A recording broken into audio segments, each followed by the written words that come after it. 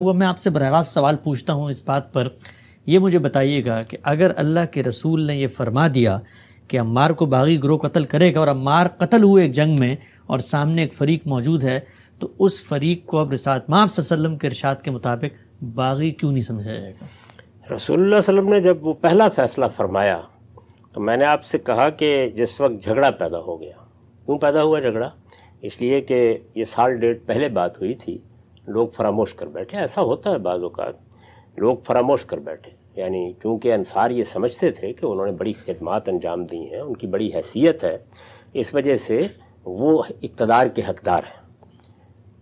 سیدنا ابو بکر صدیق نے جب یہ صورتحال دیکھی تو کیا میں نے یہ روایت پڑھ کے انصار کو سنائی تھی یا سیدنا صدیق نے سنائی تھی؟ سیدنا صدیق نے سنائی تھی نا. تو اب رسول اللہ صلی اللہ علیہ وسلم نے اگر کوئی فیصلہ فرمایا تھا تو اس فیصلے کی بنیاد پر فیصلہ مجھے کرنا ہے، آپ کو کرنا ہے، یا اس شخص کو کرنا چاہیے، اس شخصیت کو کرنا چاہیے جس کے حق میں یہ بات کہی گئی؟ اس شخصیت کو کرنا چاہیے. یعنی سیدنا صدیق نے جب یہ رسول اللہ کی روایت سنائی یا آپ کے فیصلے کا حوالہ دیا تو کس لیے دیا؟ اس لیے دیا کہ جو نزاع اس وقت مہاجرین قریش میں اور انصار میں برپا ہو گیا ہے، اس نزاع کا فیصلہ چونکہ پہلے سے ہو چکا ہے. اب یہی فرما رہے ہیں نا کہ حضور نے فیصلہ کر دیا، تو انہوں نے دیا نا اس کا حوالہ. سقیفہ میں اس کو بیان کیا. سیدنا علی نے اس کا حوالہ کس دن دیا ہے؟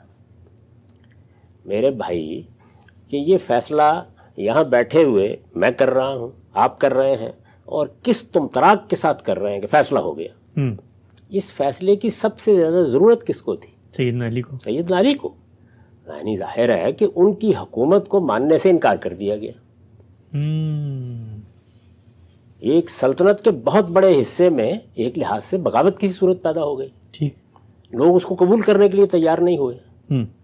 سیدہ عائشہ کے ساتھ طلحہ و زبیر تک شامل ہو گئے اور اس کے نتیجے میں جنگ جمل ہوئی. ٹھیک. وہ کیسے ہوئی وہ اس وقت ہمارا موضوع نہیں ہے. ٹھیک. اس طرح کی صورتحال میں ایک فیصلہ رسول اللہ کر چکے ہیں.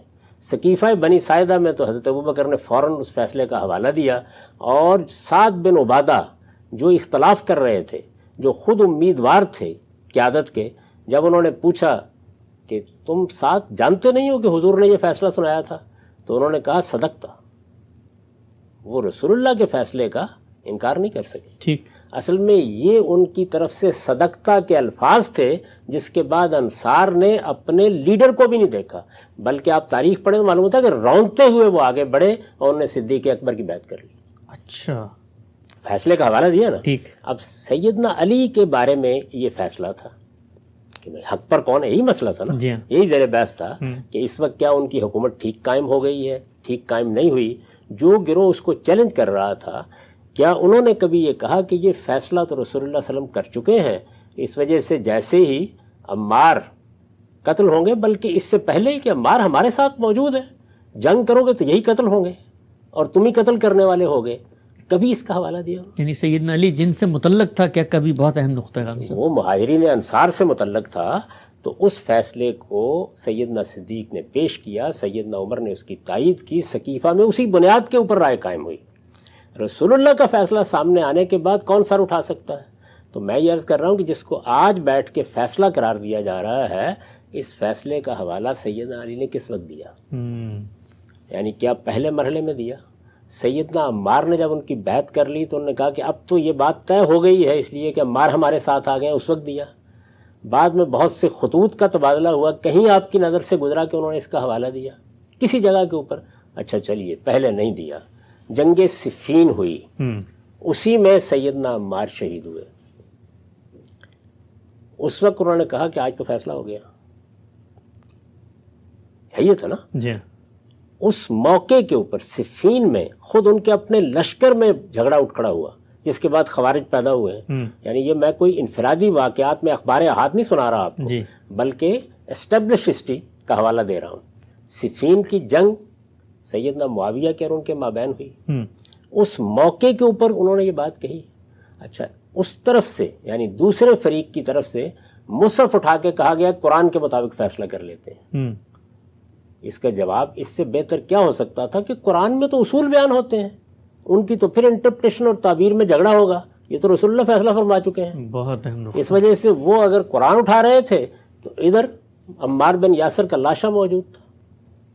وہ تو گویا بول بول کر کہہ رہا تھا کہ رسول اللہ فیصلہ فرما چکے ہیں. تو سیدنا علی نے اس کا کہیں ذکر کیا نہیں, ان مخالفین کے سامنے کیا نہیں, جس وقت مصحف اٹھا کے کہا گیا کہ آئیے اس کی روشنی میں فیصلہ کر لیتے ہیں, انہوں نے اس کا حوالہ دیا نہیں. کسی جگہ تاریخ میں مجھے بتا دیجئے کہ وہ اس کو اس حیثیت سے زیر بحث لایا جو خود فریق ہیں, جو خود فریق ہے. یعنی یہ تو ان کو سب سے پہلے کہنا چاہیے تھا کہ یہ تو فیصلہ میرے حق میں ہو گیا, اس لیے کہ سیدنا علی تو اپنے آپ کو برحقی سمجھتے تھے نا. میں اس سے پہلے عرض کر چکا ہوں, اور ان کے برحق سمجھنے کے وجوہ موجود تھے. بالکل واضح ہے. یعنی اسی طرح سے انہوں نے حکومت سنبھالی, اسی طریقے سے انہوں نے کوئی لشکر کشی نہیں کی تھی, وہ کسی پر حملہ آور نہیں ہوئے تھے. جو پہلے سے ایک دستور چلا آ رہا تھا, وہ دستور جتنا کچھ بھی ضعیف ہو گیا تھا وہ ایک الگ بحث ہے, لیکن اسی کے مطابق انہوں نے اقتدار سنبھالا تھا. تو ان کو سب سے زیادہ اس کی ضرورت تھی کہ وہ اس کا حوالہ دیتے. اور جب قرآن سامنے آ گیا تھا تو وہ یہ کہتے کہ قرآن مجید میں تو کوئی اطلاقی بات ہو ہی نہیں سکتی. قرآن کے عالم تھے نا وہ, ہو ہی نہیں سکتی. رسالت میں آپ صلی اللہ علیہ وسلم تو اطلاقی طور پر فرما چکے ہیں کہ اس کا فیصلہ ہو جائے گا کہ کس نے بغاوت کی ہے اور کون ہے جو اس موقع کے اوپر حق پر ہے, اور یہ فیصلہ عمار کی لاش کر دے گی, اور وہ سامنے پڑی ہوئی موجود ہے. کبھی انہوں نے یہ بات کہی نہیں. تو اس وجہ سے یہ بات جو لوگ کہتے ہیں ان کو تھوڑے وقت کے لیے ذرا توقف کر کے سوچنا چاہیے وہ کیا بات بیان کر رہے ہیں. پہلی بات یہ معاف کیجیے.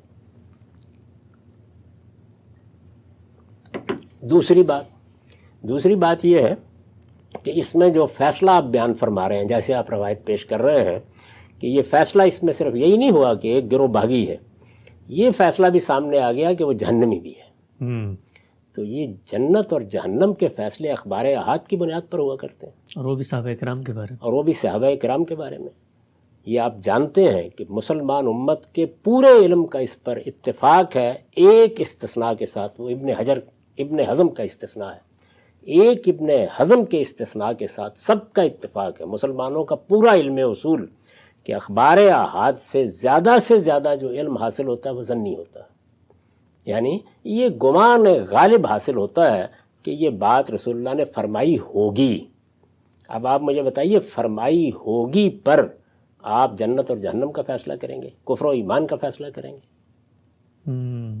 تو یہ لوگ جو عام طور پر 2-3 کتابیں سامنے رکھ کے آپ کو روایتیں سنا کے فیصلے سنانا شروع کر دیتے ہیں, پوچھنا چاہیے ادب کے ساتھ, ان کی خدمت میں عرض کرنا چاہیے کہ یہ کیا بات آپ کر رہے ہیں.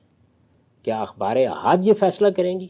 اس جماعت کے بارے میں, اس کے ایک گروہ کے بارے میں فیصلہ کریں گی جس کی تعدیل خود ذات خداوندی نے فرمائی ہے, جس کے بارے میں یہ کہا ہے کہ یہ جماعت خدا کے رسول اور ساری انسانیت کے درمیان کی جماعت ہے, اس کو شہادت کے لیے منتخب کیا گیا ہے, جس کے بارے میں یہ فرمایا ہے کہ کنتم خیر امت اخرجت للناس. یہ فیصلہ سنایا جائے گا. یعنی اس کے جہنم میں جانے کا فیصلہ اخبار احاد سے اس طرح اخذ کیا جائے گا. کیا یہ کریں گے؟ نہیں. دوسری بات. تیسری اور آخری بات یہ کہ میں اس وقت تو اس پر بحث نہیں کرتا, وقت بھی ہمارا ختم ہو گیا ہے. اگر یہ موضوع اٹھا تو اعتراضات کی سیریز میں اس کا پورا پوسٹ مارٹم کر کے آپ کو دکھاؤں گا اس روایت کی حیثیت کیا ہے. اس روایت کا معاملہ تو یہ ہے کہ اس کے بارے میں یہی طے نہیں ہے کہ اس میں جو 2 جملے ہیں کیا یہ ایک وقت میں کہے گئے تھے, اچھا, یا الگ الگ موقعوں پر کہے گئے تھے. اگر یہ الگ الگ موقعوں پر کہے گئے تھے تو وہ کون سے موقع تھے؟ 2 موقعوں کا ذکر تو خود روایتوں کے اندر آ گیا ہے, ایک مسجد نبوی کی تعمیر کا موقع, دوسرے غزوہ خندق کا. پہلا جملہ کن لوگوں نے بیان کیا ہے, دوسرا کن لوگوں نے بیان کیا ہے. ایک روایت ہے جس کے اندر دونوں جمع کیے گئے ہیں. یہ صاف معلوم ہوتا ہے کہ 2 الگ الگ موقعوں پر کہی گئی باتوں کو کسی شخص نے اسی طرح جمع کر دیا جس طرح 4 الگ الگ واقعات کو اسراء اور معراج کی روایتوں میں جمع کر کے ثابت البنانی نے بیان کر دیا. میں اس کا تجزیہ کر کے آپ کو بتا چکا ہوں. اس کے بعد پھر میں آپ سے یہ پوچھوں گا کہ اس میں جو الفیاء الباغیہ پر الف لام ہے, یہ عربیت کی روح سے کس چیز پر دلالت کرتا ہے؟ الفاظ یہ نہیں ہے کہ تقتلوا کا فیعۃ باغیہ, الفیاء الباغیہ ہے. اس طرح کے الفاظ عربی میں کب بولے جاتے ہیں؟ خود تقتلوا کا فعل اپنے اندر کیا چیزیں رکھتا ہے؟ ان سب پر کسی وقت کے اوپر گفتگو کریں گے. آپ چاہیں گے تو اس وقت کریں گے, اور چاہیں گے تو اعتراضات سیریز میں کر لیں گے. یہ روایت کسی لحاظ سے بھی اس قابل ہی نہیں ہے کہ کسی علمی مجلس میں اس کو پیش بھی کیا جائے.